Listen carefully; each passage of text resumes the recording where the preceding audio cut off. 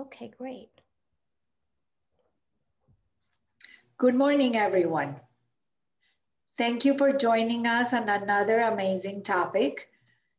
I'm Gladys Misrahi, and I'm honored to have Stacy Levy with us today. So, Stacy, welcome and thank you for being with us. Thank you. Thank you for having me. I'm Stacy Levy, and I'm the founder of Ellies Army Foundation, which is located here in Miami. What can I tell you? You can tell me why it's called Ellie's Army. Let's start with that.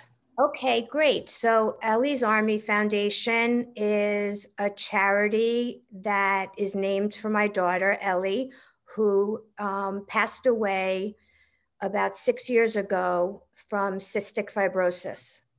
And originally we were actually called the Reach for the Stars Foundation. We started in 2001. And we changed the name when Ellie passed away to honor her memory. So you had the foundation before Ellie passed away? Yes, we started the foundation about 20 years ago. And what happened was Ellie started spending time in the hospital, and we started to see different families that were struggling financially because of their children's medical expenses. And so we decided that we were going to set up a foundation in order to help them. Got it. Got it. So why Dirty Socks? Why is it called the Dirty Socks Run? So we have an event coming up called it's the Watermill Trading Dirty Socks 5K Run and Walkathon. And the reason why it's called Dirty Socks is because when at the end of Ellie's life, she had 2 double lung transplants back to back. And she was told by her doctors that if she wanted to get out of the hospital and get well, she would have to walk. And one of her surgeons asked her to see dirty socks because that would prove that she was walking. And so we decided to name the event Dirty Socks because all children in the hospital wear medical socks and they have to walk to get well. And so on April 25th, we're going to be walking for them and walking for Ellie. With the yellow socks? Yes, yes. We give out yellow socks. The yellow socks. So last year, I know that I supported you. We were there. It was amazing. And then from one moment to another, COVID hit us. Yes. So what has changed? I know that you had commitments in helping other families. What happened throughout this year? So first of all, thank you because you've always been so supportive. This is our 3rd year. And yes, we had our annual event right at the end of January. So it was shortly after that COVID hit. And it's had a big impact on the families that we help, on our fundraising efforts. So a lot of the families that we help, they've lost their jobs because of COVID, or some of them just had to stop working because they were afraid to bring COVID home to their already compromised and fragile children. So they found themselves falling behind on their medical bills, just their daily living expenses, like like rent, mortgage, electric bills, food. We help these families with whatever it is that they require. And sometimes it's medications and therapies. And sometimes, we've purchased cars so that they could get around and get their children to the hospital. And so COVID's been tough for these families. And, we've done okay fundraising. We found that a lot of people have stepped up because they know that people are suffering now.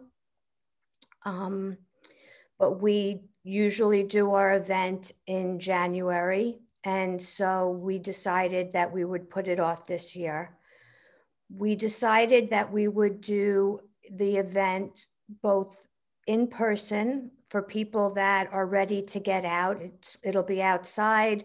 We're having a lot of precautions that we're taking.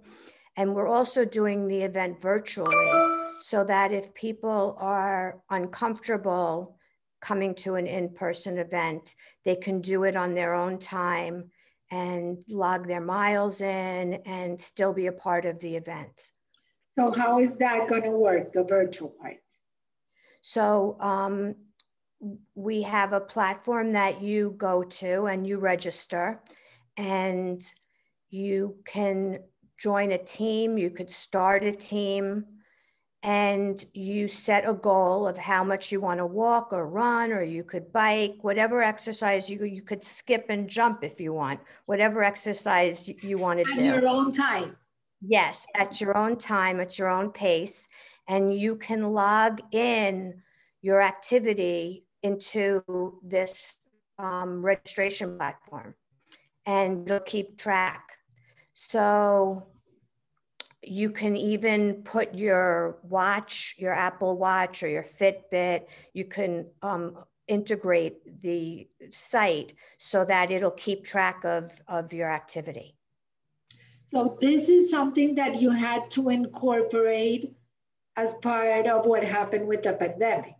Yes, because, well, things are starting to open up and we're hoping to have a successful event.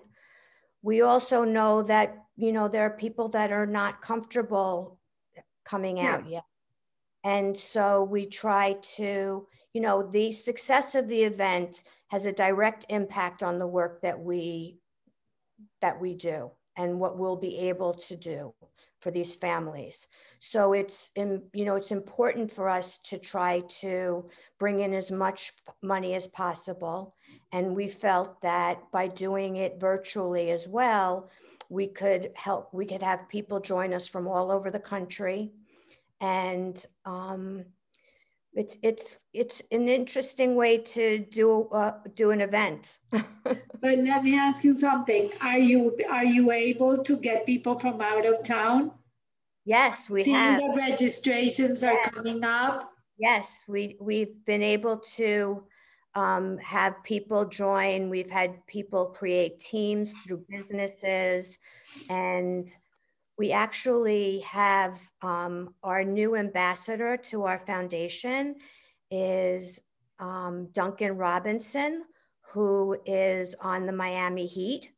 And he's become very interested in our foundation and is working very closely with us. So he's creating a team, and hopefully we'll have a lot of success with, you know, him joining us. So yeah. And he will be live, or he will be joining virtually? He will be doing it virtually because he's quarantining and the whole thing. Exactly. But okay, with all the changes that you've had to make, I know that there's also an auction. Yes. And we also have things that we're putting into place at the event to, you know, help. Like we will have hand sanitizing stations. We're going to have the stickers on the ground showing how far people need to stay apart. We'll have signs up. We're giving out masks and also some hand sanitizers in our swag bags. So we're trying to make it as safe as possible. But Stacy, besides making it as safe as possible, what I think that this has been an opportunity to open up to a whole new world of people that can join the run. Yes, absolutely. So instead of seeing it on the wrong side, I think it's going to be amazing, because not only you have the people that are actually physically there, yes, but you can also reach out. And that's what I'm seeing with events. Yes, But the virtual side of it has opened up new opportunities. absolutely. Absolutely. But on that side, I think it's amazing. Have the people that you've been helping with, have they been able to get their life back, their jobs? What's happening in their situation? So, some of them have gone back to work. Um, I think that a lot of families, when they are dealing with this, are, feel a tremendous sense of fear and panic. I remember with cystic fibrosis, it's a genetic disease that primarily affects the lungs. So whenever Ellie would get sick, we were always having to deal with more severe infections and um, clogging of the lungs. So I remember as a young mother, I was petrified that she would get sick. And that's what these families are facing now. I mean, I think that we can all kind of recognize what it's like to have that fear because we're faced with the fear of COVID. For these kids, it's It's a constant potentially daily fear. a life sentence. Yeah, so it's tough on these families. But in another sense, you have been able to give them some kind of security, or not even security, at least the peace of mind that somebody's out there helping them Yes. and giving them a hand. Yes. Well, the idea, it's hard enough to have a child that's sick and everything And that comes with that, but to have financial problems on top of it, yeah, it even adds it's just too much. And so, we are able to alleviate those burdens from them. And we work very hard to look at each family's needs individually.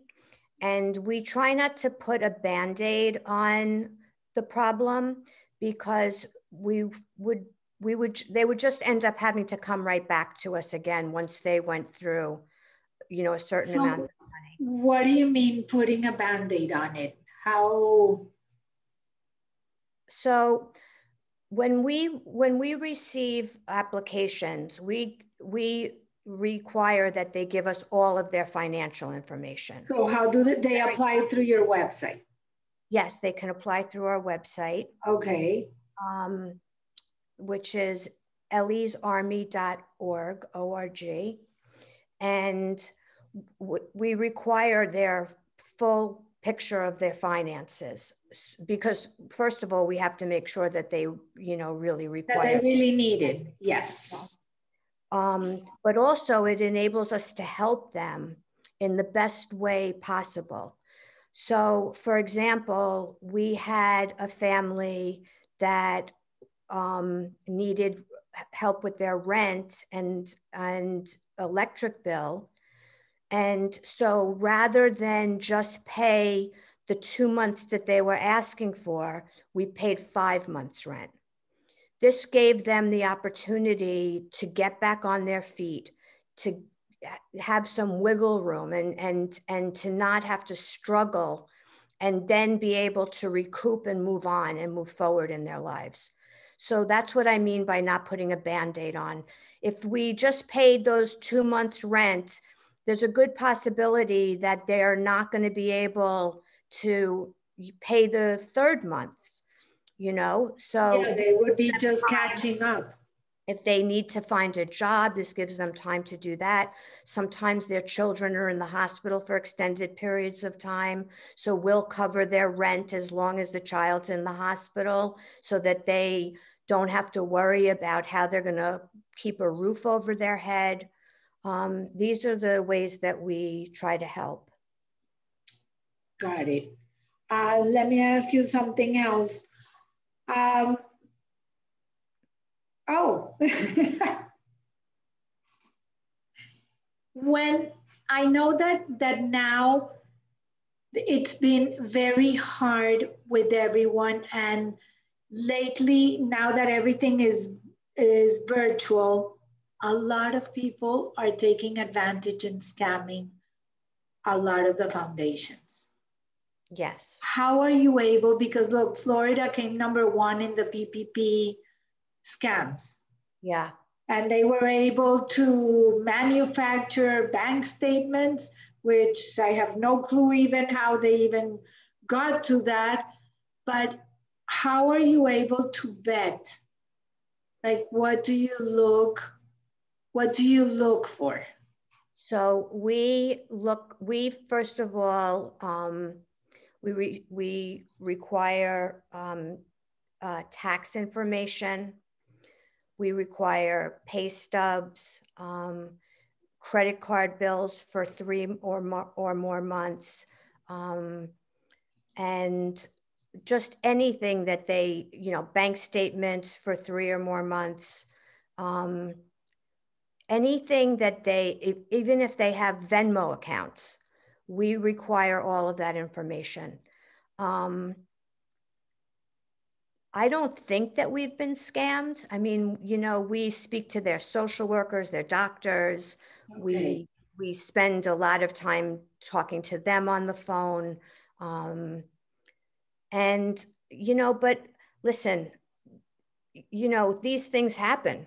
It's, No, it's a crazy world, and people um, sometimes don't have good intentions. And I guess that in that case, I would rather err on the side of trying to help somebody than man.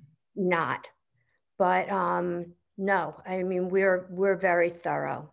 You know what? We raise money, and people are trusting us with their money, and we want to be good stewards of those No, funds. correct. No, Yeah. I understand that part. Yes. What happens with the family? I know it's very hard to ask for help.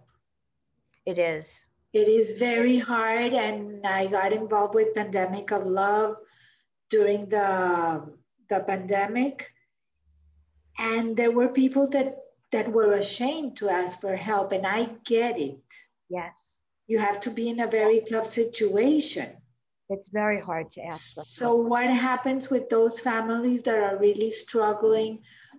Are you able to reach some of those families and offer them help?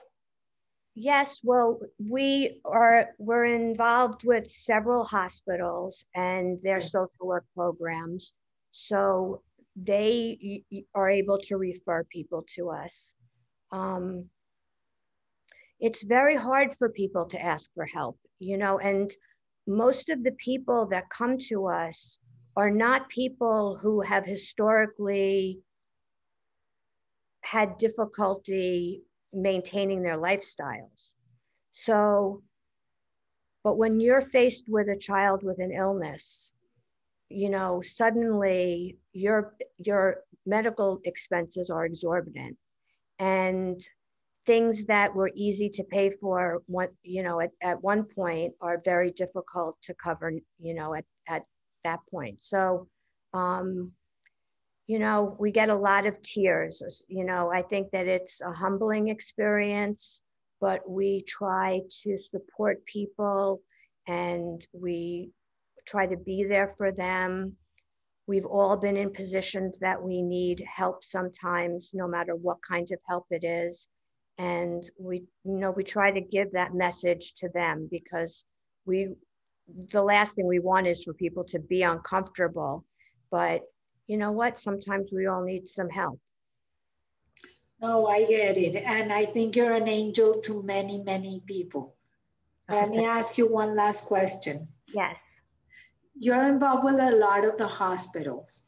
Do yes. you help people whether their kids have one type of sickness or No, anyone that is?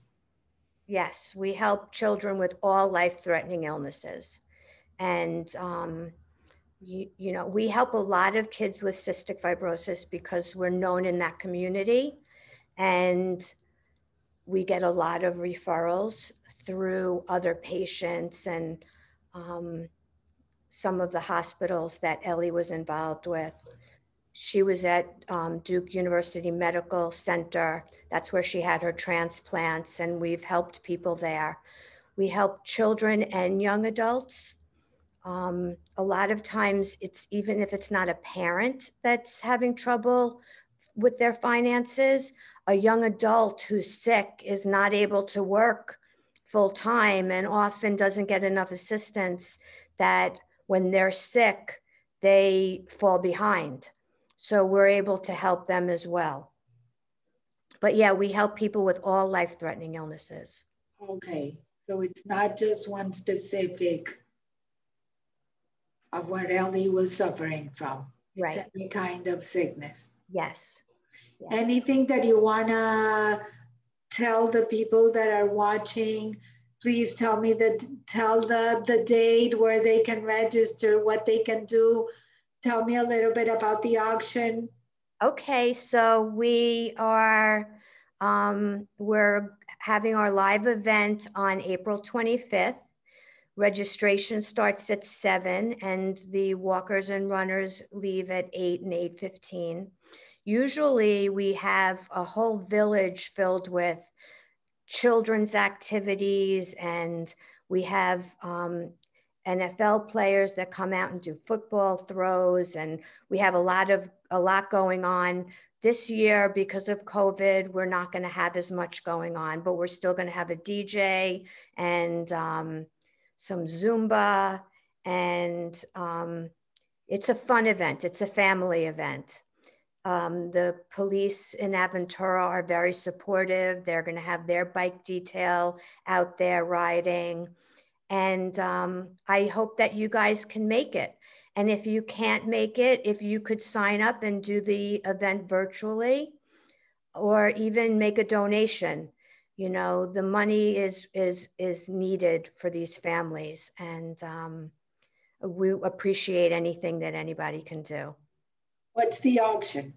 What type of we have all different prizes. We have all different prizes in the auction, and we have, you know, a bike from City Bikes. We have a staycation at Turnberry with a shark outing for a family, and a couple of 4 people passes to Tidal Cove. And you know, we try to offer people stuff that they would be interested in, and it's just another way for us to raise funds.